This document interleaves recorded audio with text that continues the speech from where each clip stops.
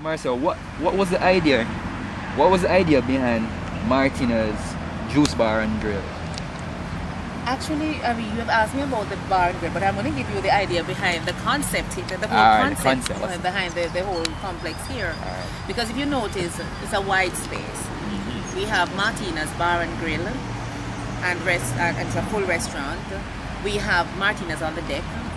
There is the plant center, which still falls under the umbrella, and we have the kids bar, and we have our space of functions. The whole idea is to get Martina's to be a family-oriented setting. So when you come into Martina's with your family, you come in and right away the kids are going to dash off to the kids bar, and they want ice cream and they want food, and that is available. We do Devon House ice cream right over there.